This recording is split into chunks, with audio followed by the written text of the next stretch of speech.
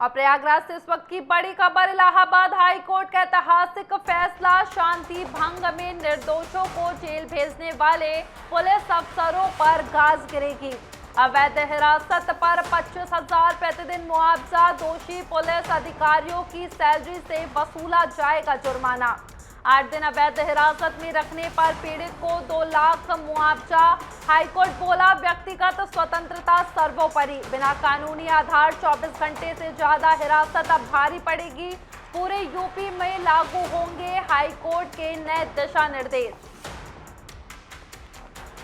और इस खबर पर और अधिक जानकारी के लिए हमारे साथ अविनाश जुड़ चुके हैं। जी अविनाश, इलाहाबाद हाई कोर्ट ने यह फैसला सुनाया है, तो इस किस मामले पर सुनवाई के दौरान यह फैसला लिया गया?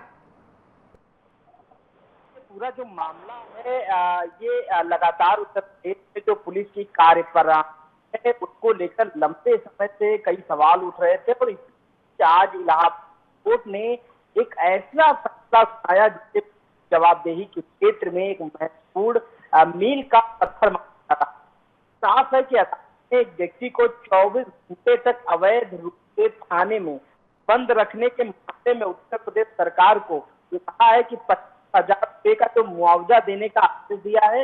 इतना ही नहीं, अदालत ने यह भी कहा है कि सरकार चाहे तो यह राशि संबंधित पुलिस अधिकारी से वसूल कर सकता है। यानी साफ है कि जिस तरह से 24 घंटे से ज्यादा कोई वाला अगर किसी व्यक्ति को थाने में रखता है तो उसके बाद अगर किसी भी तरह का उसके साथ उसकी जो मुआवजा है, सरकार को ये हाईकोर्ट ने कहा है कि अगर वो जो पैसा है वो पुलिस अधिकारी से ही वसूल कर सकता है। इस पूरे मामले में सबसे महत्वपूर्ण केवल मुआवजा ही नहीं रहा, इसके साथ ही अदालत की ये भी टिप्पणी रही है कि उसमें कहा गया है कि लगातार जिस तरीके से जो पुलिस अधिकारियों को यह विश्वास के द्वारा किए गए अधिकारों के जो उल्लंघन पर शायद ही कोई व्यक्ति न्यायालय जाएगा, अपना दरवाजा खटखटा।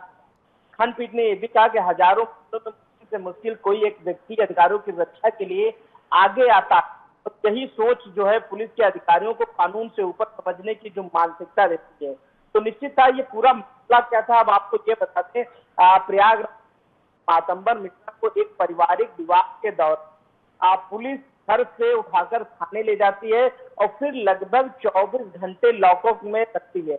उसी समय मजिस्ट्रेट के समक्ष पेश नहीं किया गया, यानी 24 घंटे से ज्यादा समय पेश जाता है, उसके बाद व्यक्ति को मजिस्ट्रेट के सामने पेश नहीं किया गया और हिरासत में रखा गया, जो वैज्ञानिक आधार पर वैज्ञानिक अधिकार पर यह साबित करता है कि जो नैतिकता का जो किसी व्यक्ति की आजादी होती है कहीं ना कहीं उसको उसके खिलाफ है। तो हाई कोर्ट ने इसको लेकर स्पष्ट कहा कि किसी भी व्यक्ति को आप 24 घंटे से ज्यादा हिरासत में नहीं रख सकते हैं और उसे आप मजिस्ट्रेट के सामने पेश करना ही पड़ेगा।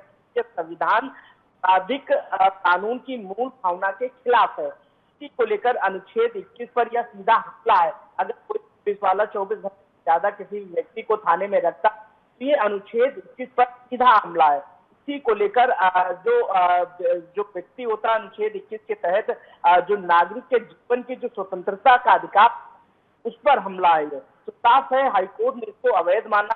इसके साथ ही केवल प्रशासनिक गलती नहीं बताया है, इसको नागरिक के अधिकार जो होते हैं उनकी हनन की बात कही है। अदालत ने साफ किया है कि पुलिस को अधिकार नहीं है कि वह किसी भी व्यक्ति को केवल दबाव बना के उसको 24 घंटे से ज्यादा या दिनों तक थाने में बैठाए रखे। तो कमिश्नरेट सिस्टम बनाम जिला ये है, इन फैसले ऐसे आए हैं कि उत्तर प्रदेश कमिश्नरेट व्यवस्था का लगातार जो विस्तार किया गया है उस सिस्टम में भी इस तरीके की चीजें आई हैं। तो निश्चित तौर पर आज हाईकोर्ट की तरफ से एक बड़ा फैसला आया। तौर पर सरकार को कहा है कि पुलिस को अगर कोई भी व्यक्ति को पुलिस 24 घंटे से ज्यादा थाने में रखे तो उसका जो भरपाई है, जो उसका मुआवजा सरकार करेगी, तो सरकार को यह अधिकार है अगर वो चाहे तो उस मुआवजे की वसूली है वो पुलिस की ही जेब करे। जी अविनाश, तो क्या यह मुआवजा सीधे सरकारी खजाने से नहीं बल्कि क्या दोषी अधिकारियों के वेतन से वसूला जाएगा? देखिए बिल्कुल साफ है कि यही हाईकोर्ट ने कहा है सरकार से कि अगर सरकार से कहा है कि अगर इस तरीके की जो चीजें होती हैं और अगर इस तरीके का कोई भी मामला सामने की जो भरपाई है वो सरकार अपने पास से ना करके उसकी पुलिस वाले के जेब से करे, क्योंकि पुलिस वाले इस तरीके का तो काम करते हैं। कहीं 24 घंटे से ज्यादा कई ऐसे सामने आए 24 घंटे से ज्यादा को पुलिस थाने में दबाव बनाती है। तो इन्हीं मामलों को संज्ञान में लेते हुए आज कोर्ट ने आदेश दिया कि अगर अब इस तरीके की चीजें होती हैं तो व्यक्ति की जो स्वतंत्रता के जो मौलिक अधिकार हैं उन पर सीधा हमला है, भाई है उसको जो है अगर सरकार चाहे तो पुलिस की जेब से करे। जयवनाथ हमारे साथ बने रहिएगा। और प्रयागराज से इस वक्त की बड़ी खबर।